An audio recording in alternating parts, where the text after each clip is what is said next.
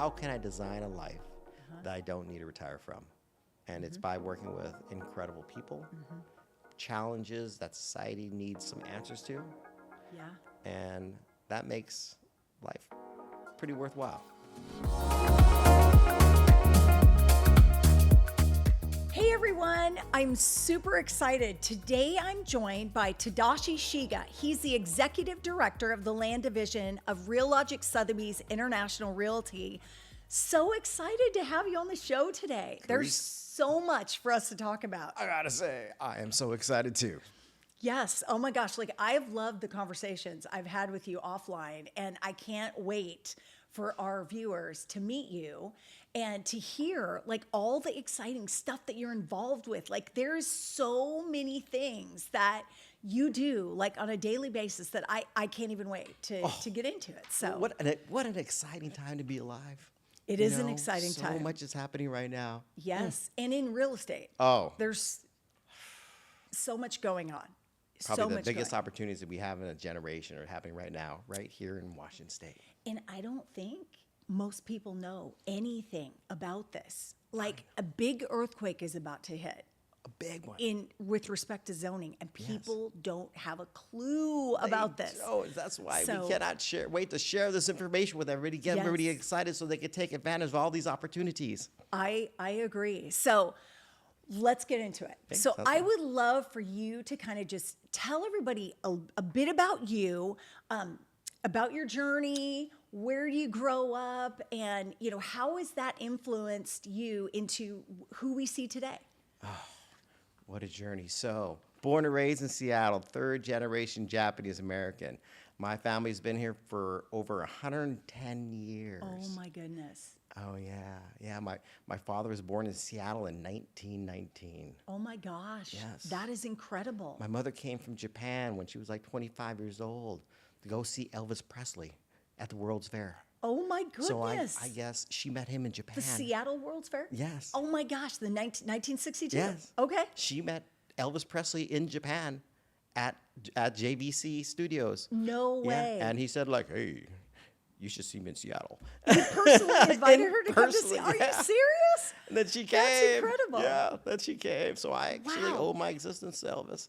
And then she met my father, who had Shiga's Imports on the Ave. And they met on Monday. And they got married on Thursday. No. 3 days? Yeah. That's an incredible story. They knew each other for 3 days and got married. Yes. I mean, I guess that just means sometimes you know when you know. That's love. Yeah. Yeah. And that's incredible. Yeah. So they were in real estate.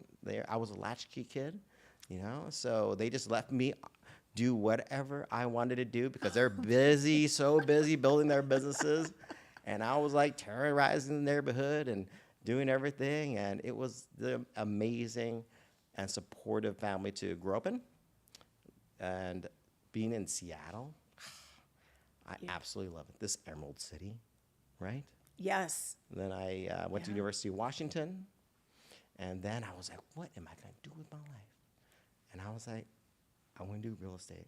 You just decided in college you wanted to get into 19 real estate. Actually. Wow. Right after high school. You started young. I got my broker's license at 19 years old. That's and I haven't looked back since.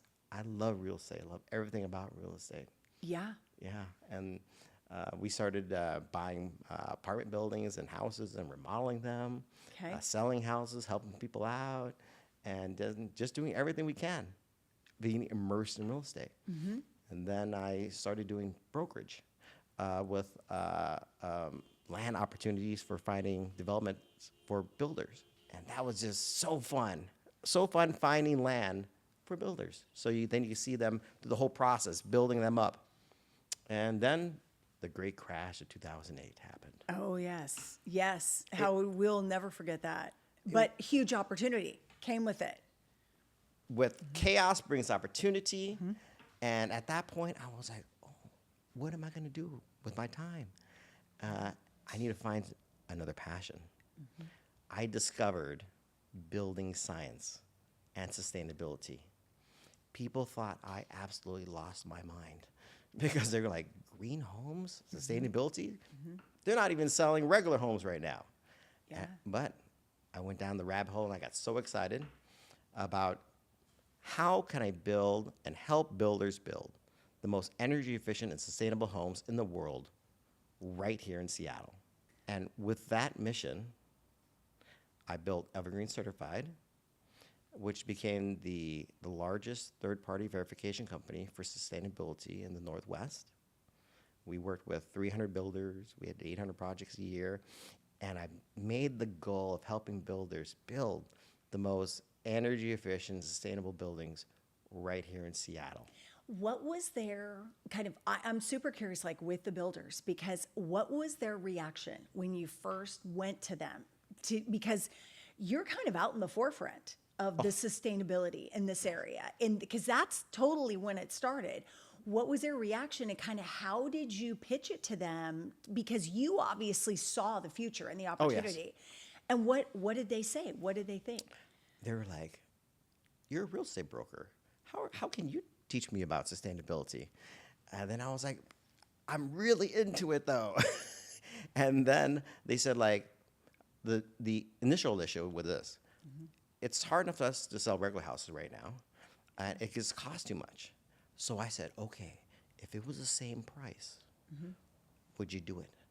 Because I think we can get you better marketing and you could be a leader in the industry. And then they were like, yeah, sure, we'll do it.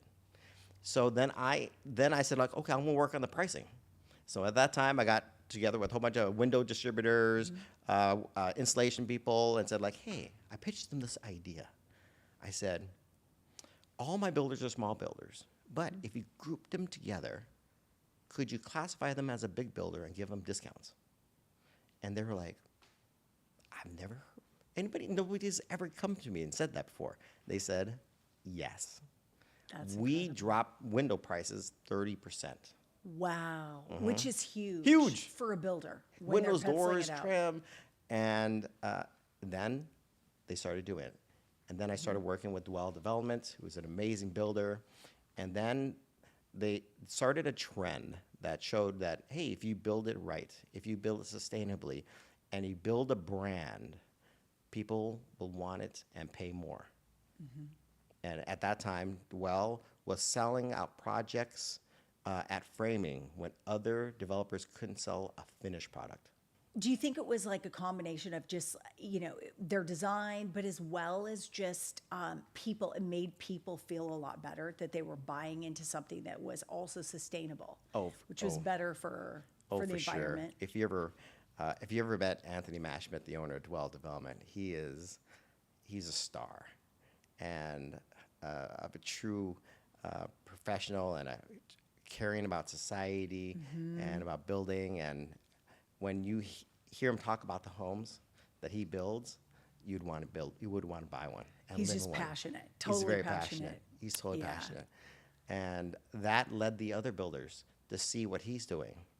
And then a great thing happened with Seattle, actually, which is the private and the public sectors really started working together, which is pretty rare. They started a priority green program with the city, which meant this. If you build it green, like Built Green 4-star, you can get priority permitting, faster permitting, Yes. and a higher FAR ratio. It's a floor area ratio. You can build a bigger building. Oh, I see. Yeah. Okay. So they were giving Yeah. incentives. Nice. And then when they gave those incentives, builders built green. Yeah. Well, it makes sense. They can build a bigger product. Yeah, they built property. Exactly. Yeah. And then from that point, it changed probably like 80-90% of the new construction that happened in Seattle was built green. And then we were lucky to ride that wave. That's amazing. Yeah. I would say, like, how in the world, like, you've achieved incredible success, like, and especially in this area, like, you've built on, getting your license at 19, becoming a broker, like, really being on the forefront of the whole sustainability in building. Like, how have you used that as the trajectory of kind of where you're at today? Like, you're the head of the land division and you're still entrenched in land. Like, nobody knows land like you do, in my opinion. Like, you know everything. And with some of these changes coming up, Like, tell me about that. I'd love to hear a bit more of that. Well, thank you for your kind words. You know, the things that I specialize in is just looking at trends, right? Okay. And we heard about the House Bill 1110 Yeah. when it was actually enacted in July of 2023. How long was it being talked about prior to Oh, actually that's a great coming question. to fruition? Yeah, it's been talked about. I mean, like middle housing, Okay. which is something that has been talked about for years, right? Yeah. Because what are we missing right now? And what does everybody agree upon? Housing is too expensive. Yeah. Right? Yeah. It's not affordable. You know, that American dream that I was lucky that my parents or my grandparents were in Seattle were able to take part of Yeah. was because one of the main reasons real estate was more attainable and affordable. And when it started getting triple the cost of what it was before the pandemic and whatnot, and out of the reach of most people who can work in Seattle, it's sort of sad. It breaks my heart. Right. Right? So Yeah. when I sold my sustainability company 2 years ago, then I was like, okay, what's the next mission, right? And for me, it's sustainability and affordability. I like that. You know, how can we make houses more affordable and attainable so everybody can get that next rung, you know, and get there so they can stabilize themselves, earn equity, builds the American dream right here, right? Yeah. But a lot of times it is out of reach. So luckily, they passed House Bill 1110.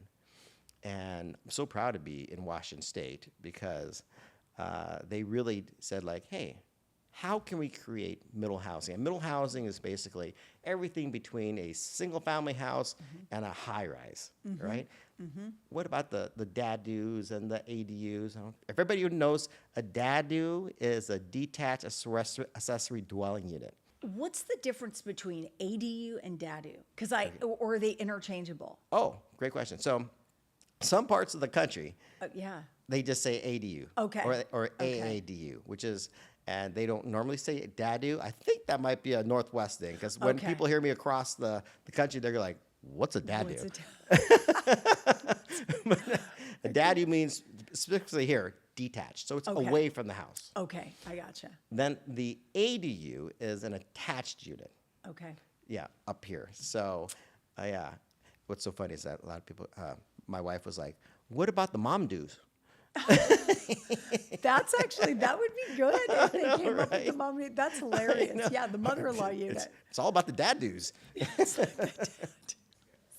So, That's funny. so I like it. yeah. So when we had this gap of single family. Seattle has 73% of the zoning in Seattle is single family. Wow. I mean, that's 75%. 73% is like 73%, wow. single family, right? Interesting. Okay. And that's really high, yeah. right? And that's why where you can only build a single family house on one lot, that really reduces the supply, right?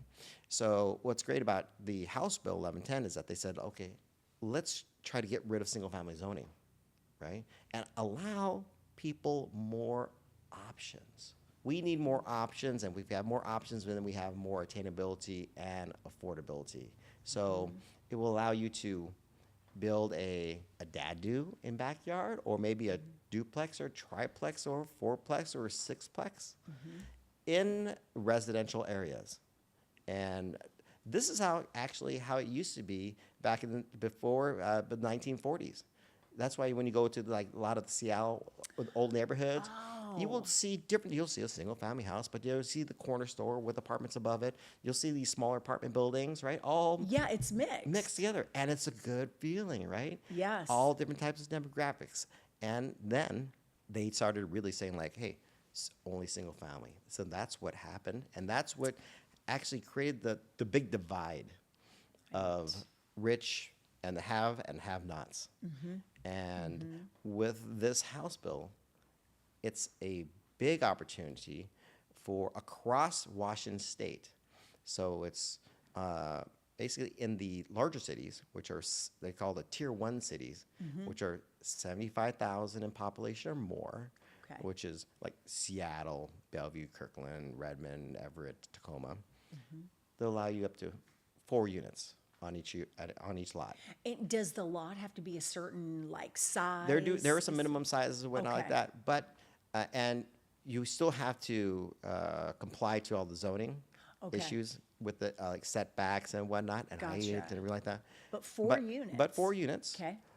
which is great. Seattle currently right now you can do a single family, ADU, and a DADU. So Wow. Seattle you can do 3 units right now. Okay. But Currently. but in July, it's going to be 4 units, and if you're a quarter mile from mass transit or like light rail, 6 units. Wow. I mean, like, incredible.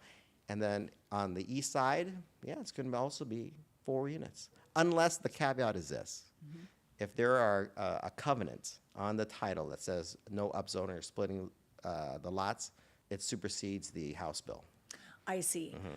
Are there very many communities? Are there very many areas or communities that have those types of covenants that would prevent? That's a great question. Yes, there are. Are there? Okay. And we are trying to figure out every single one of them because that's an issue, right? Yeah. But it's difficult, but our technology is looking into that for sure.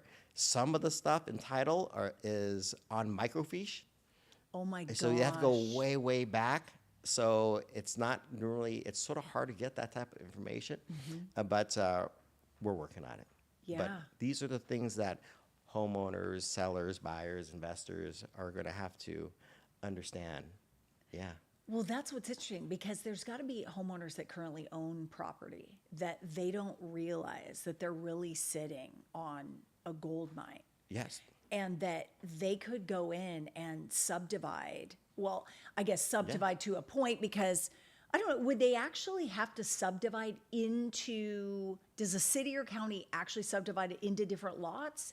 Great Or, I mean, how do they do Yes. that before they can build those Yes. extra units? Yeah. So right now in this House bill, they're allowing you to do a unit lot subdivision. Okay. So you basically subdividing it out. Okay. Currently, right now, the way they're doing it in Seattle is they're condoizing the lot itself. Okay. So, but once they do a single unit lot subdivision, that is actually going to be a big thing. That's what you watch statewide. Yeah. So, which is going to be great. But yes, there are diamonds in people's backyards right now, right? Yeah. And also opportunities and options, because for everybody in every stage of their life, right? Because Yes. let's example, you're a first-time home buyer. Maybe you want to live in Bellevue, or maybe you want to live in Seattle or Tacoma. Well, there now could be an option where you can have you could live in a duplex, or you could live in a triplex, or a DADU or an ADU, right? And get a start up in the American dream, right? And hopefully also that we can start building more flats, condominiums, right? There's new House bills also being passed that are going to help reduce the liability for builders, right? Okay. Because currently right now, Yes. hardly any builders are building condos Yeah. because they know they're going to get sued. And Yeah, that's, it's onerous it's on them. onerous. Yeah. And there's luckily right now already being passed are some pretty good bills. We'll hope to see what happens after a few years, but it looks pretty good because if the builders can build flats with less cost. Wouldn't it be amazing if we can buy a house or a condo that Yeah. starts with a 3 or a 4 Yes. instead of the average pricing of a house in Seattle, $900, $1 million east side, 1.3 and 4 and 5. Yes. That is just not affordable. No, and so many people that like work in Seattle or work in Bellevue, work in Redmond, if they want to buy, they have to buy so far out that the commute could be horrendous. And so this would, and a lot of these people work in places of like services, like they work in restaurants, they work in retail shops, like important jobs because people are frequenting those businesses every day. Yes. And it's like the commutes are crazy. So yes, if they would be able to live closer to where they work, that would be huge. Huge. I'm also thinking of the people like, the people that are nearing retirement. Yes. They are cash poor, but they're equity rich. Yes.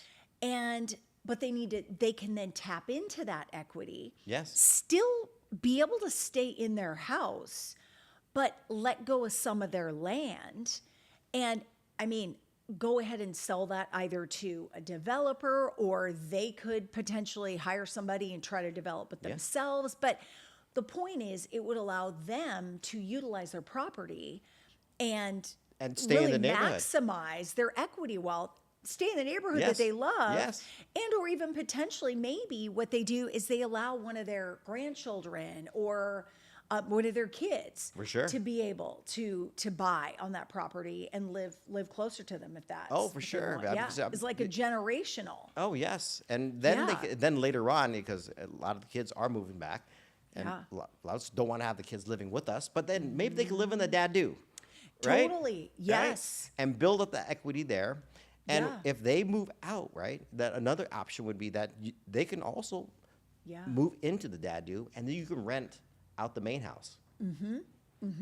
Yeah, and then Yeah. like in Bellevue, they're going to allow you to do a 1,750 square foot like cottage basically. Wow. Yeah, dad-dos out there. That's a good size. That's a great size. Really good size. And there's some big lots. There's there big lots. in those cities. Oh yeah, they're big lots. Yeah. Yeah, so yeah, and Bellevue is looking really good, and I think they're welcoming builders and density, and I think it has a really bright future. And we're hoping that our technology and will help the different municipalities make better choices Yes. on how they can actually grow their city. Yeah, it's and bring back the kids to the city. Yes. You know, and have Yes. flourishing schools and a safe place to Yeah. live and flourishing businesses. Right, because with the people moving in, you're going to get all that because you get Oh, for that sure. tax base. You get they're going to be involved in the meetings. They're going to want to be involved in Yes. just like kind of creating those better schools and so forth. Oh, for sure. I mean, like, Yeah. we were doing some analysis of taking like if a lot right now is worth $1.3 million, right? A house is there, and if it just stayed at $1.3 million, and that tax revenue over 20 years will be about $300,000 to the city. Yes. But if they were to develop it into a 6-unit site, the tax revenue to the city will be $1.5 million over 20 years. It will 5x the amount of taxes that the city will be able to get from the homeowners, right? That will help pay for schools and housing and roads. And so Yeah. that fight for the tax dollar is really important.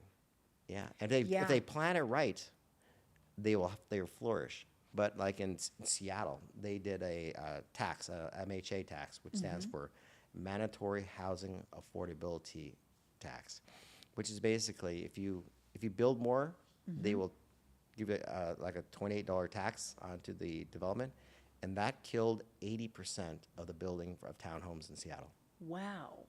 Totally destroyed it. It was a poison pill. It was at 28. Well, it varied depending on Okay. where it's at. Gotcha. But it could be, yeah, it's But it's it was substantial. prohibitive to the It was- developer. It killed Yeah. 80% of the development. Wow. And then it also killed all that future tax that the city could have, Yes. received. And now they're in a deficit. Right. And they were thinking about closing schools. And I got to Yeah. imagine, like, developers went and talked to them and said, hey, like, this is Until why. they were blue in the face. And they didn't pivot and They make changes. still haven't pivoted. And we're just Wow. hoping that Interesting. it's really sad. But this is what I'm excited to be able to Yes. produce a technology that shows them in real time what happens to what lots are developable, what happens Yeah. when you put on taxes or different restrictions, and how that affects the build out of a city.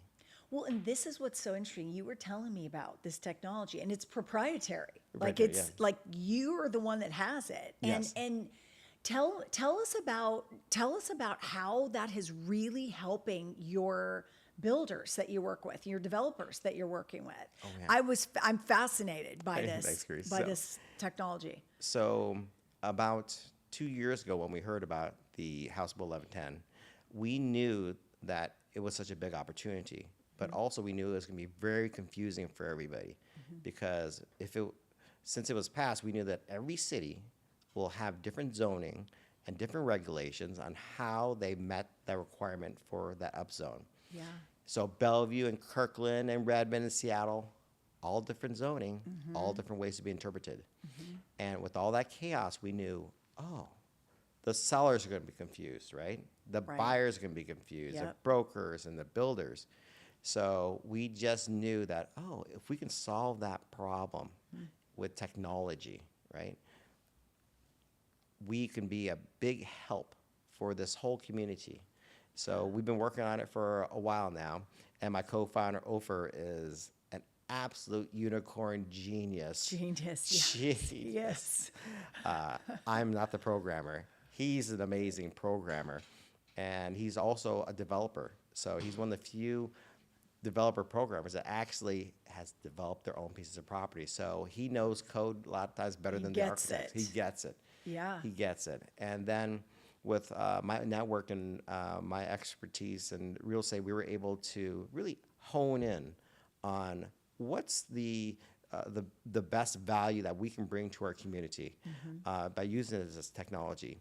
So in a nutshell, we understand the codes, our systems understand the codes. We can type in an address, and it will tell you the development possibilities of that piece of property, the zoning it is in, the comps that it is in, the performas, and then we match it with a builder.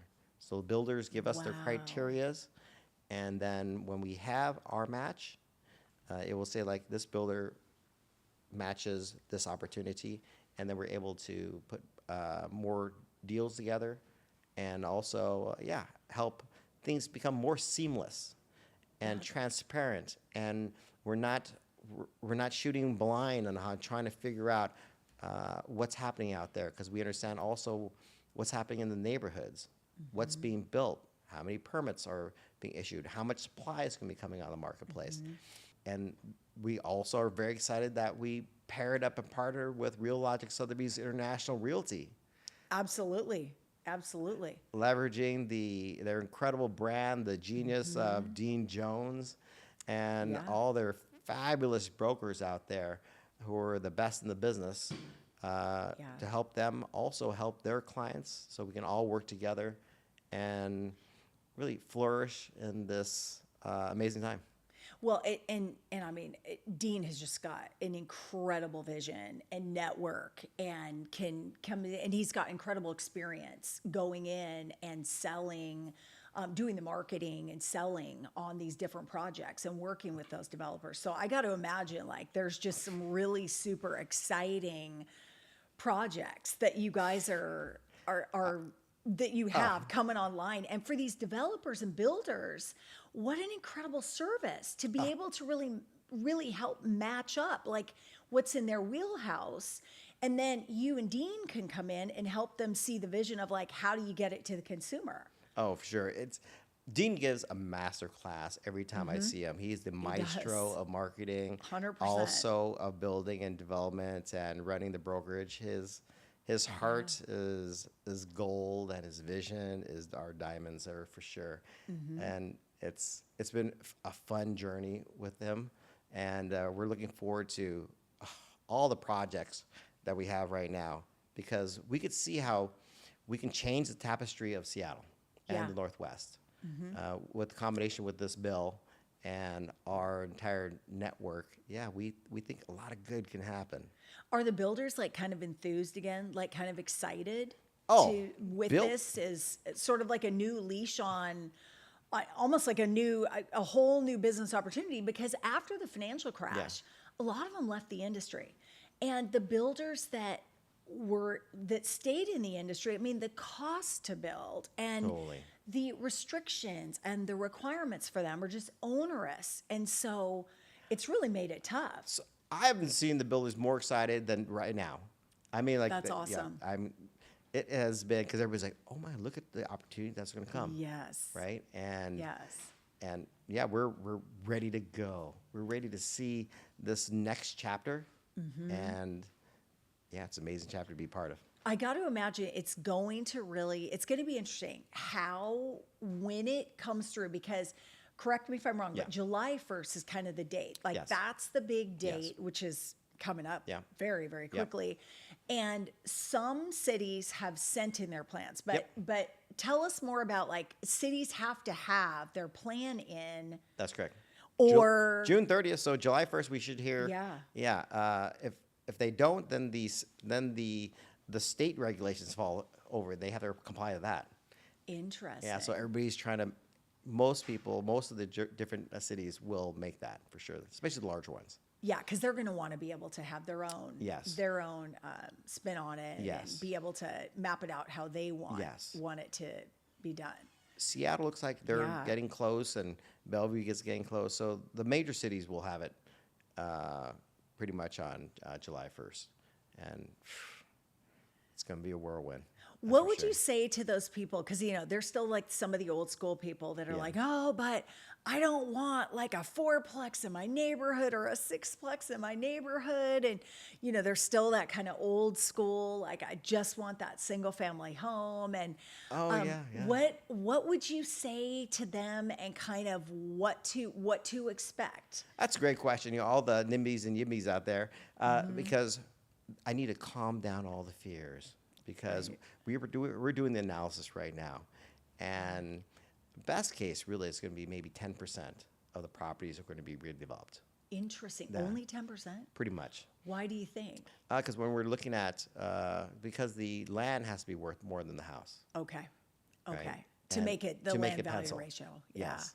Yeah. Okay. And when we're looking at it, we're like, oh, it looks about 10%, which still, when you across the Washington State and everything, it's going to be a lot. But when you look at like your city block, Mm-hmm. right? If you have 20 houses, maybe 2, Interesting. Okay.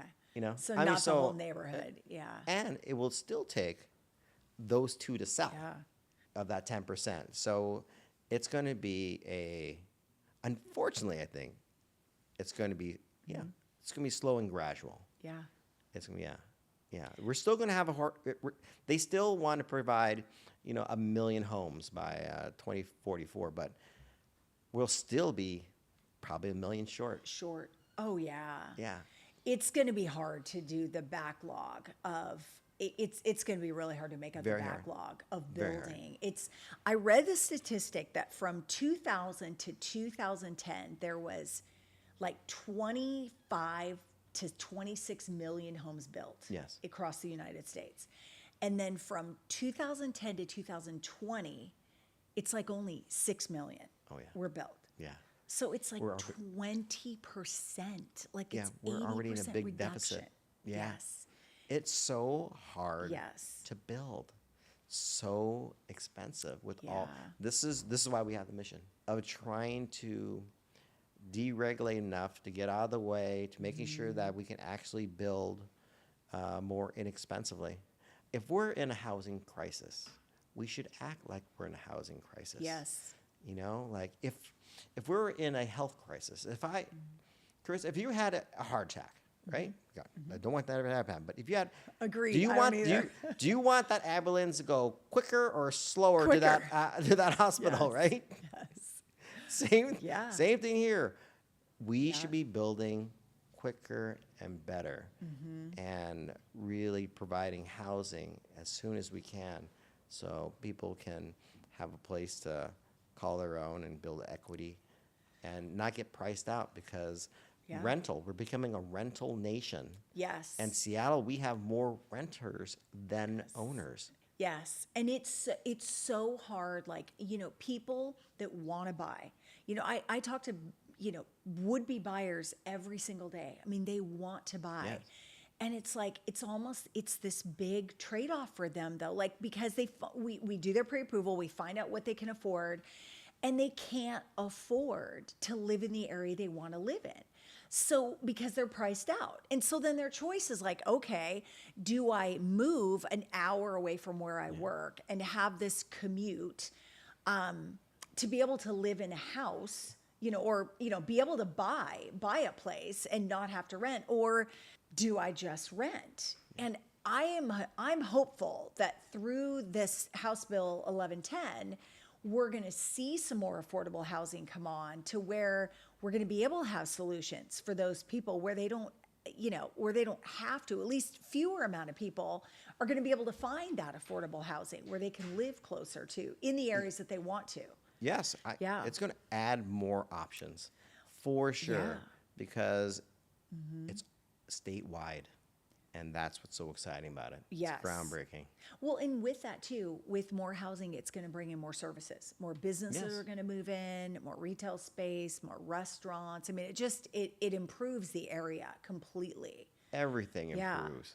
What do you think, looking ahead, I mean, with with everything good, there's always like some unintended consequences. Like what kind of concerns do you see, or I should say roadblocks or challenges Yes. that, are gonna have to be dealt with as we kind of go into this next phase? Yeah, that's a great question. So I'm the only concern I have right now is the poison pill. A poison pill that the cities may put into the code that can that may kill or really hamper the development, like large fees. Gotcha. That make it really tough for builders. Financially not profitable in order for us to build. Yeah, and that would be a wasted opportunity. Right. Yes. Yeah, that would be, because it's got a pencil. It's going to have has. to pencil for the builders and for the homeowners. Yes. So what percentage of, because I talk to a lot of real Yes. estate agents every day. Yeah. A lot of them don't know anything about this. Oh, I know. They might have heard. Oh, I yes. would say, have you heard about House Bill 1110? Yeah. They're like, oh, yeah, I recognize it, but yeah. what is it about? So I feel like this is going to hit this area by storm. And we're up on it because, we're involved yes. with Real Logics Yes. and we're talking to Dean all Yeah. the time and you're on the forefront of it. So I feel like I'm educated on it, but there's a lot of lenders and there's a lot of real estate agents that don't know what's yes. about to hit. Oh, it's going to be, it will be a whirlwind for Yes. sure out there. And they have to get educated. You got to know about this because Yes. every seller will Yeah. ask you. Yes. Every buyer is going to ask you. And if you don't know, then you're going to not doing justice to your clients. Well, the seller's going to want to know, like, hey, what's the opportunity with my property? Oh, for and sure. then I would imagine it's going to change some of the marketing of the property, It is. valuations. Oh, yes. yeah. And also the buyers. Yes. They're going to ask, they're going to ask every single house, hey, could I put a dad in the backyard? Could I put what's the development possibilities of it? What are you hearing about? Because I've closed a couple because they're condominiumized now. Yes. So you have to treat the new purchase Yes. and price it like a condominium. Yes. I have heard, though, that the state is considering taking that restriction off. Yes. Like, is there any updates or what are you hearing on Yes. that? Well, within that bill, it's going to be a unit lot subdivision. Okay. Yeah. Okay. Yeah. We'll So- relieve the condoization of each one of the lots. So, Okay. Okay. And we're very hopeful for that. And that's actually a big deal. How do you think, like, it's going to be interesting with insurance? I think with, Yeah. I've talked to a couple of appraisers, and they said that there's definitely some appraisal stuff that's going to have to be worked out on valuations.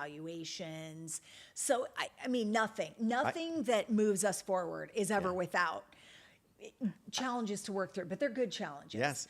But it's going to be I think interesting. you're right. I think you're right. The appraisers are going to actually, Yeah. in this beginning stage, are going to like have a hard time because they Yeah. probably don't know a lot about new development, and there's going to be no comps. Well, and highest and best use Yes. is for sure going to come into play.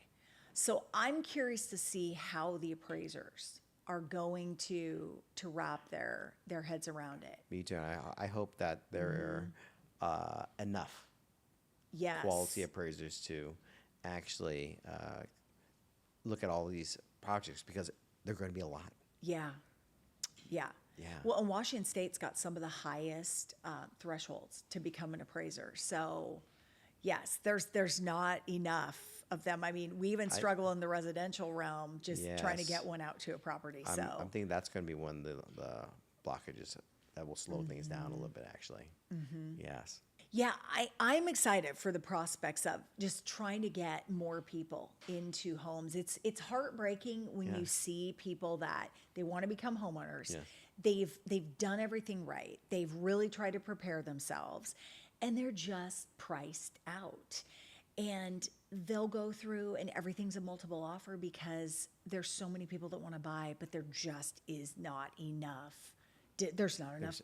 There's not enough inventory. We need more We supply. need more supply. And That's- different types of supply. Yes, different types. We need more yes. condominiums and duplexes and triplexes and fourplexes for sure, and cottages. Something Yeah. that's more affordable for sure. And this is what the House Bill 1110 will bring.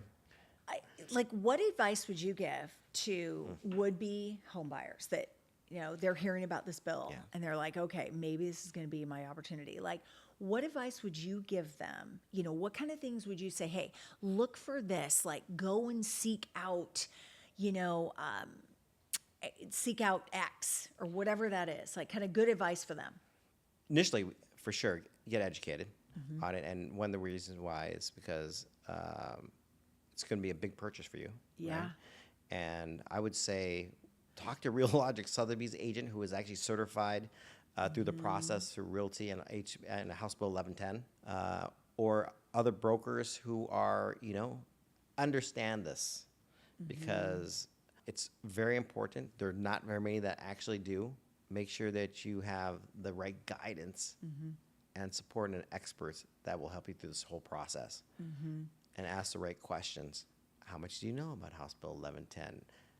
What is the zoning of this project? What is the development possibilities of it? Can I put a Yeah. DADU or ADU in the backyard? What Yeah. are the covenants and codes and restrictions that may be on this project, on this house that maybe is restricted? Yeah, these are important questions. Yeah. Well, yeah, because it's a lot of these properties, many of the like longtime neighborhoods. I remember when I lived over in Magnolia, there's some houses over on the west side Yes. where they've sold their air rights. Oh, yes. And so, like, some of these properties, they can't be built up. Yes. I would be curious in some of those areas. Well, I guess maybe the way this bill is written, that supersedes. Yes, it So will. that would supersede Yes. this kind of a bill. Okay. Yep. So some of the neighborhoods, there's going to be some of the neighborhoods you're probably not going to see a lot of changes. You sure. may see a few houses though Yes. in there, but hopefully it can make enough of a difference that I'm hopeful. yes. I think it will. Yeah.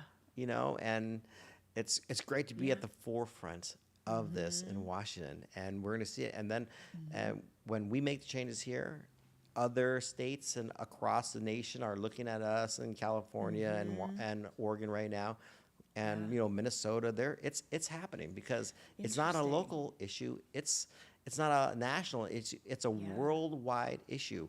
We're getting calls from developers in Australia.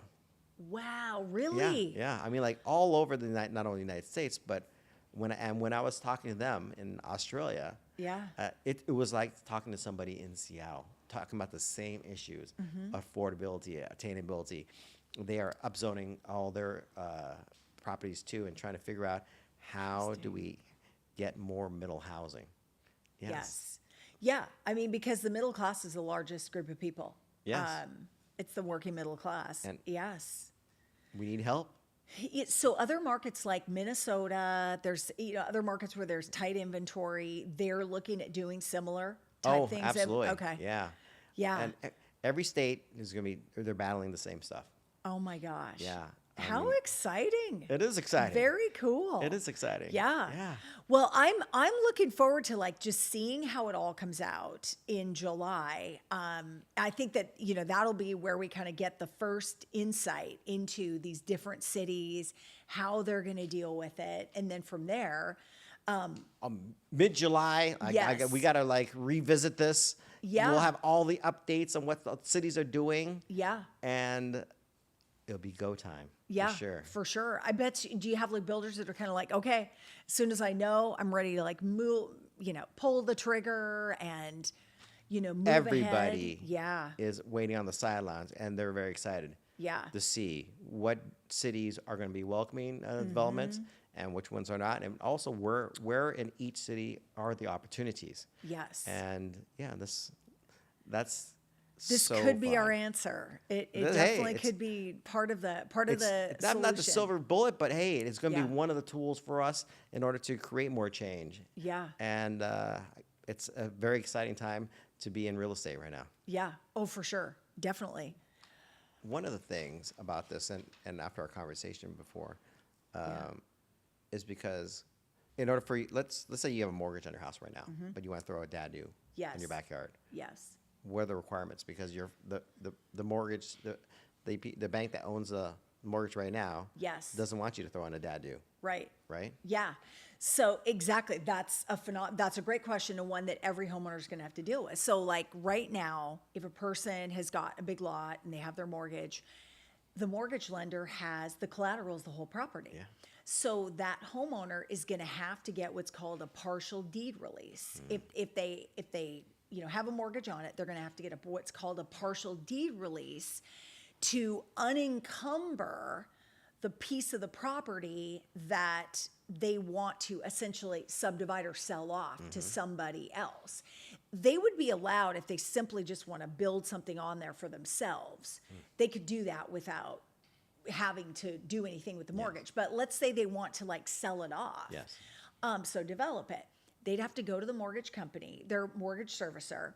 The mortgage servicer is going to send an appraiser out there and have them appraise the piece of property that's going to remain after the portion of the property that's going to be sold off, to see if there's enough of a value in the remaining property to meet what we call like the loan to value ratio requirements. And if there's enough equity in there, it's no problem. If there isn't, then the homeowner would either have to pay down they'd have to pay down a portion of the mortgage to kind of meet that requirement of equity. Is there a certain amount of ratio right now that you see is? Yeah, it's typically the mortgage company's going to want to see at least 20% equity. So as long as they have 20 to 25%, it depends on the type of loan that's on it. If it's like a Fannie Mae, Freddie Mac, conventional type loan, typically 20%. As long as, whatever the remaining portion of the property with the house that remains appraises such that there's 20% equity, they'd be okay leaving the mortgage. But let's say that appraisal comes into where there's only 10% equity, then the homeowner would have to write a check for that 10% before the lender's going to be willing to do what's called a partial deed release, where that would allow them to subdivide off part of that lot to sell that off. That's actually pretty good news, because But a lot of people have 20%. Yes, and I think in the areas that we're talking that people are likely going to be doing this are the larger areas like the Bellevues, Seattle neighborhoods, Redmond. People have gained a lot of Lots of equity in the last 10 years. Yes. So they likely have. They've had a lot of appreciation. They probably have a lot of equity. So they'll probably be okay. Honestly, 20% is a lot less than I thought it was going to be. And I think the good news, especially for a lot of those people, is a lot of those people are the ones that are sitting with the sub 3.5% interest rate. And they're like, I don't want to move. You're going to take me out of this property kicking and screaming because I have a really low rate. They wouldn't have to, they wouldn't have to do anything with their mortgage. They can keep their mortgage at 3.5%, simply do a partial deed release with the loan, subdivide off the portion of the property that they want to sell to another buyer, and be fine. Perfect. Yeah. Oh, that's a great option then. Yeah, it will be. I think the bigger picture in lending, that the biggest challenge I've heard are from appraisers, mainly because you have appraisers that hold credentials and licenses to appraise 1 to 4 units. And then when you get over that threshold, then you get into more commercial type appraisers. And so the challenge becomes, what's the highest and best use of that property? And if the appraiser comes in and determines, okay, the highest and best use of this property is actually to be developed and it's for a 6 unit, then it falls more into commercial. So you could have some challenges from the lending side with respect to highest and best use. You could also, you're going to have those challenges with the appraiser because the land to value ratio could be more in the favor of land and where the dwelling is worth less. So that could be a challenge too for appraisers to deal with because, and on the lending side, because if we get an appraisal where the dwelling is worth less than the land, it becomes more of a land loan. Yeah. You can't do a regular conventional loan.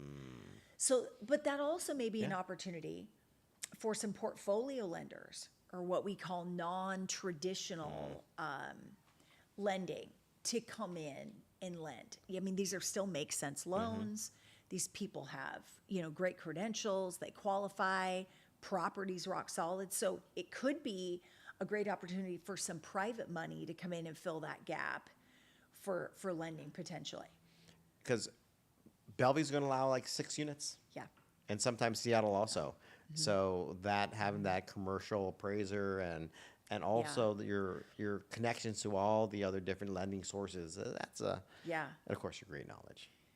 Well, I mean, we'll all be working very closely together for sure in this. And it's going to be a change in the landscape. But like you said, where there's chaos, there's opportunity. There's opportunity for sure. And for sure, I'm like, look, if we can help these home buyers that are sitting out there that are renting that really want to buy and get them into a home, because we know it makes a major difference in people's overall wealth if they become homeowners earlier in their life than if they wait to do it until they're like 40, 50 years old. It's a huge difference. It's a huge difference. And, as rents, they can lock their mortgage for 30 years, and that's basically locking in your rent that you would normally pay.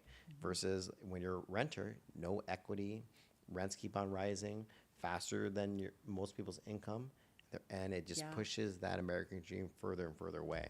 So I'm glad that people like professionals like yourself, the Carese, who are out there making a difference, that we can work together and really solve these incredible issues and have a lot of fun while we're doing it. Absolutely. Oh, there's never a dull day, and it's a lot of fun. The part of the industry I've always loved the most is the people, right? It's the best people that we get to work with every single day, and it truly is teamwork makes the dream work. Because without all of us working together, these homeowners don't get into houses. That's for sure. Life is all about the people. Life is all about the people. I totally agree with that. I definitely agree with that. Beyond beyond the deals and the data, what is it that you would say you love the most about working in real estate, especially in this area, and kind of what keeps you motivated every single day? I'm going to go back to really the people that we get to work with.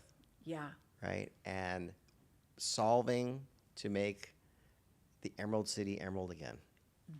When I was growing up as a kid, people used to say this is the Emerald City, right? I actually haven't heard people say that lately. You're right. And that sort of breaks my heart. Yeah. And I want us to make it emerald again. Yeah. And that gets me up, being able to work with amazing people like yourself on a problem that challenges us all. And it's so rewarding, because the challenges are so great, but the solutions and the reward when we make it, when we can hand the next generation a better world. Yeah. That's what we should be doing. Yeah. Well, it's the community. It's different for the kids coming up today than it was when you and I were growing up. Sure. You were sharing an incredible story with me about your dad had started the original street fair. Yes. In the U District. In the U District. Yes. Can you tell? I want you to tell the viewers about that bit. That was incredible. Yeah, I'm so proud of my parents for doing that. They just had I just went to the last street fair, and the first one, my mother was pregnant with me. Oh my goodness. Yeah, when they did the first street fair. And it's the oldest and longest running arts and crafts fair in the United States. And my dad used to tell me stories about the reason why they started it is because during that time there was some friction between the store owners and the Ave, and they wanted to figure out how to bring the community together. So they came up with the idea of starting the street fair. And I remember my dad and mom were selling sukiyaki at the street fair and snow cones and yeah, all my life, every year, we used to go to the street fair and just watch that legacy, Yes.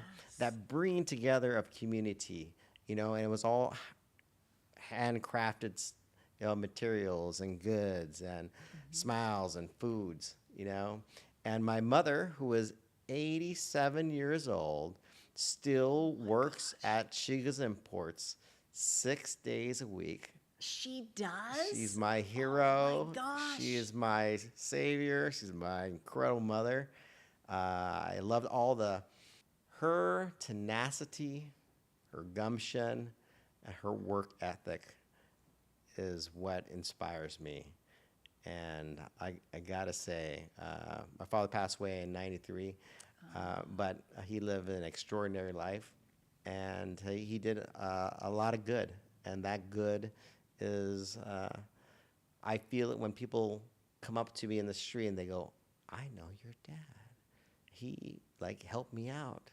And he was always so cheerful and inspiring. And I take that with me, and I search that out in other people too. And it's, yeah. That's amazing. incredible about your mom. Oh my God. So the import business, they've had the import business for a long, long time. Yes. What types of things? Oh, do they have import? kimonos and Mary Jane shoes and teas and coffees and everything, little knickknacks from Japan and around the world. Oh my gosh. And my dad used to, he was a complete hippie before there was hippies. And then Love it. if you ever see our bags and our shirts, it would say Shiga's One World Shop. And it would just see all the little cultures around the world that he used to wear. He used to wear just that one shirt every single day. That's all he did. Oh my gosh. Yeah. Yeah, what an incredible, role models to grow up with. For sure. I've been fortunate my whole life to be surrounded by immigrants. And I'm married too. Yeah. My husband is a Honduran immigrant. And I just have immense respect for immigrants. They're, in my opinion, some of the most hardest working people I've ever met. Just incredible tenacity, creativity. They have an ability to, just reinvent themselves. Oh, for sure. Incredible. What would you say some of the biggest lessons that you've learned from your mom and your dad that you've taken with you, through your careers and as you've evolved? I remember when I used to walk with my dad, he would ask me all these questions. I remember being 8 years old. He'd be like, "Tadashi, what is morality?" And as an 8-year-old, I had no clue. I barely have a clue now. And then I would make up all these different things on what I thought morality is. And then I would say, I would look at him and he'd look at me, and then he wouldn't say that was good, that was bad, nothing. And I was like, "Well, Dad, what is morality?" He never answered. He would always let me make my own answers. And that has always guided me. Even when he was about ready to pass away, I would still ask him, "So, Dad, what's morality?" He would just smile and just let me figure what that is out to me. And I always thought that was pretty amazing. My father, my grandfather, who came over here from Japan, made a very successful business in the international district, selling sweaters. Okay. But then World War II happened, and then wow. they thought, the United States government thought he was a spy, so they throw him in prison. And then my father was going to Walla Walla, Whitman College during that time, during World War II. And then he was a conscious projector, so he was thrown in prison too. So they lost all their wealth, and they lost everything. Oh my goodness. But I gotta say, my father always said, "Hey, stand up for what you think is right." And when he went to every single one of our sporting. We used to wrestle and do everything, judo and whatnot. He never missed a game. And remember how everybody used to stand up for the Pledge of Allegiance? Yes. Yes. He didn't. He didn't. He was like the Colin Kaepernick, like taking a knee. It was so embarrassing for us. As a kid, we were like, oh my God, this is tough. But that was his stance of his little nonviolent protest. And I look back at that now with pride of just saying like, hey, he just nonviolently protested and saying that. And I just hope that we don't forget what our past, so we don't make the same mistakes in the future and whatnot. But yeah, and my mother, she's the hardest working woman I ever seen in my entire life. I mean, my gosh, still working six days a week with 20-year-olds for her employees, and she doesn't ever take vacations. I'm like, hey mom, let's take some vacations. You want to do something? She just wants to work. And she loves it. Actually, that's the biggest lesson for me, is that before we grew up pretty poor, and because our parents were putting everything into their businesses, and I always thought, okay, so someday when I'm rich, I'm just gonna get passive income in real estate and just retire. And now I've sort of like changed that attitude now. What really resonates with me is, how can I design a life that I don't need to retire from, right? Yeah. And it's by working with incredible people on challenges that society needs some answers to. Yeah. And that makes life pretty worthwhile. It's interesting. My father, he recently passed away a couple of years ago, and he was my big mentor, much like, your mom is to you and your dad was to you. He always said, don't ever retire. Just, you can change what you're doing. You don't, modify it, but don't ever retire, because that's what keeps you going. Completely. Like, just always be interested. And so I used to have the same kind of thought that I just want to get to the point one day where I just have enough and I can just, not have to work and do whatever I want to. And then you kind of realize that, like, gosh, though, it's fulfilling. Like, I really like what I'm doing. And yeah, you can modify it and make some tweaks there. But I just wonder, like, with your mom, that a lot of times, like, my dad, I mean, he worked up until the day he passed away. I mean, he was still involved in massive real estate stuff and businesses, but it kept him going. It kept his mind sharp, and I think that they've figured that out, and that's what keeps him going. What gave you such a positive outlook in life? Every time I see you, Carese, you just bring heartwarming joy to me. So what really has meant to you that you have such a positive attitude? I think definitely, like, my parents. My parents are a huge influence with me, much like yours were with you. Especially my dad. I grew up very, very close with my dad. I definitely was kind of like people in our family would call me a female version of him. Really? I definitely have a few mom traits, but my mom used to always joke. She's like, I'm like the oddball out in this family. I don't feel like I belong here. You're just like your dad. But my dad was always like, his motto every day was, every day is Christmas. And he actually has a magnet that sat on his refrigerator that said, every day is Christmas. And people that knew him would also comment, like, every time he'd come to the office, he would have, not just during the holidays, he would wear ties that were Santa Claus ties and Noel, like holiday ties, holiday suspenders, holiday socks, because he's like, living in the United States, every day is Christmas. This is the most amazing country in the entire world. Yes, have we made mistakes? Have we done wrong? Yes, but it's still the greatest place in this nation, and it's the greatest place in the world because of all the immigrants. that have come We're- to this country that have We're made all this. immigrants except for the Native Americans. There's Exactly. for sure. And his mortgage company that he founded in 1988, excuse me, that I worked at as a teenager, they were all immigrants. He hired all immigrants because he was really forward thinking. Yes. And he was like, people risk everything to immigrate to the United States. And they come here for the American dream. They come here to raise their family. They come here to build wealth. They come here to own a home. And he wanted to coach these immigrants up to become loan officers so they could go back and help people in their communities. So I grew up walking through the halls of Kip John Lending, and literally as I walked the halls, I heard different languages spoken out of all the different offices. And I grew up going to all of these people's family events, the different birthday parties, the different holiday celebrations. And so I got to see how, I mean, we're talking from all over the world, like all different nations represented.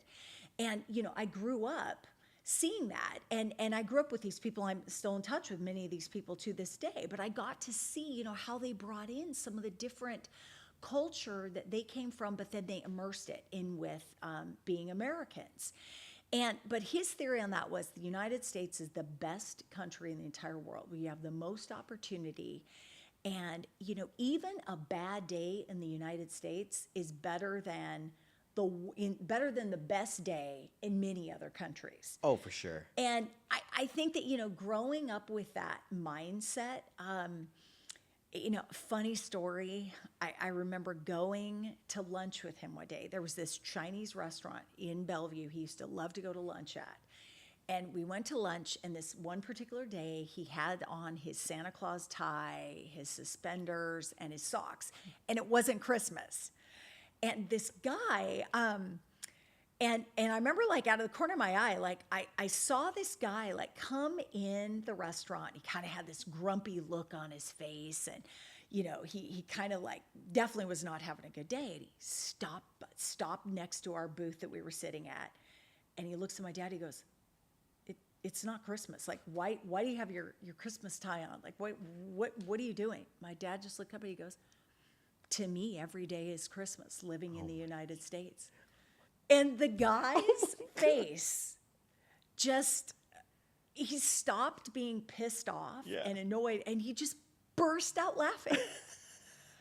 I would too. But that was the kind of guy my dad was. He could take somebody that came in with the worst possible attitude in the world and completely change the trajectory of their day.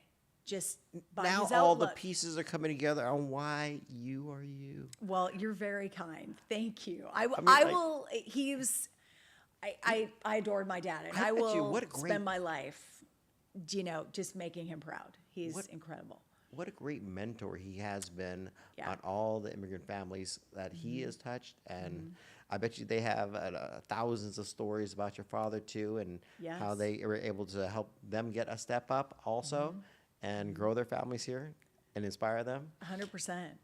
I should have known I would end up marrying an immigrant because, you know, having grown up around you know, immigrants my whole life and their stories, I think I'm naturally more in tune. Yes. Because I just have so much respect, and I just love the stories, and I just think that immigrants look at our world and our country in a very, very different light than necessarily. I remember going to my husband's U.S. citizenship ceremony, and having been, you know, born and raised here, you know, I'd never been to one. And I didn't realize until I attended that U.S. citizenship ceremony the magnitude. It's a big deal. Big deal.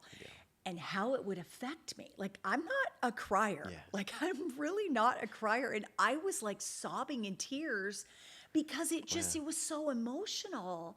And it really, like, it sort of like brought all the patriotism and what this country is all about. So true. You know, e pluribus unum. People walk into that room representing 144 different countries that day. And when they walked through the doors out of the ceremony, they were all one. It's like out of many, one.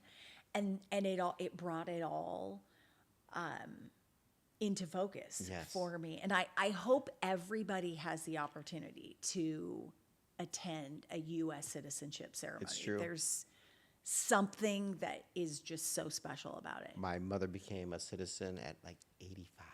Oh my gosh. That's incredible. She passed the test. Wow. Oh my! How was that? It was seeing her become a citizen. It was so cute. Her and her little the flags, yes. and you know what? Yeah, it was quite the feat. And she, after all these years, finally became a citizen. That's incredible. Yeah. But that's the thing. It's the stories. It is. It's the stories of these immigrants that risk everything.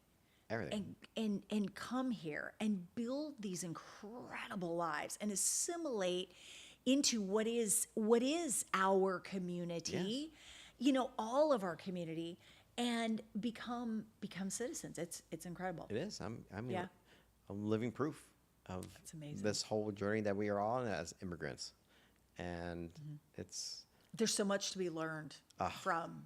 There's so much to be learned. To learn and not to forget. Yeah, for sure. Yeah. It's like I've said to Robert, because he came here from Honduras when he was 17 years old, didn't speak any English, had to learn it all. Basically got 4 jobs, worked, went through college, learned English, and, the rest is history. And I said to him, I was like, was that scary to just literally you get on a plane? And his parents did that with all his siblings. So his parents sent he's the youngest of 4. They sent all the siblings ahead of him. And so then it was the job of the sibling above to take care of the next sibling. Yeah. So he came here, landed in LA, lived with his siblings. So his siblings were able to kind of help him get assembled. But I said, was it scary? You literally landed in a country that you visited, but you don't know. You don't speak the language. You don't know how you're going to make a living. And he said, no, my mom, she dressed me up in a suit. And she said, you go and become a good citizen and don't be a burden. Wow. And he said, you just what great figure advice. It out. You figure it out from there, and his siblings helped him.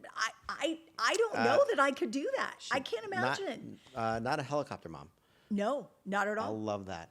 And I felt like very unselfish of the parents to say, we're staying here in Honduras, but we want you to have this opportunity and go, and we'll visit, but we want you to fly and have this opportunity. That's always selfless, because so selfless to actually just think about, not having contact with your kids for a long time, living in a completely different country. Yeah, I look at my son that's 5, and I think, I don't know that I could do that. I would have the hardest time just living that far away. I can't even do that with my dog. Yeah. Yes. Yeah, it'd be too hard.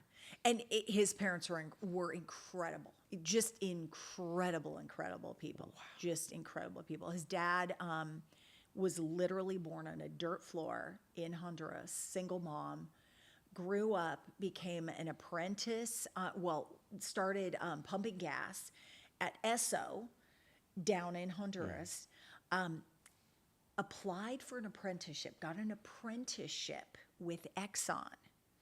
Imagine a Honduran man going to Tennessee in the 50s for an apprenticeship with Exxon. Through the years, built an unbelievable career with Exxon. Always going back to Honduras. He would come here to the U.S. so much. He had a green card. He would work here for a couple weeks, go back. Obviously met Robert's mom. Through the years in his career, he ended up becoming the president of Exxon Central America. Oh my God. From a dirt floor. That's amazing. Incredible. Yeah. Wow. Yeah.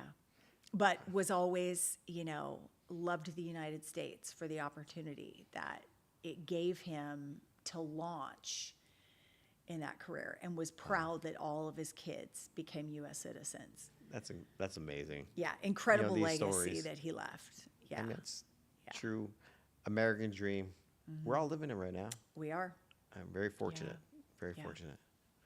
Well, thank you so much, everyone, for watching. And Tadashi, I cannot thank you enough for coming on today. Like what we have just talked about, some incredible things that people are going to love. I just feel like Yes. I just sat down with Oprah and I was pouring my heart out. This has been amazing. Well, thank you. I mean, you've been a joy. I loved it. I feel like I've learned so much. So it's Likewise, incredible. ditto. Yes. And thank you very much for watching, everyone. And as always, please like, share, and subscribe, and reach out to me with any questions that you have.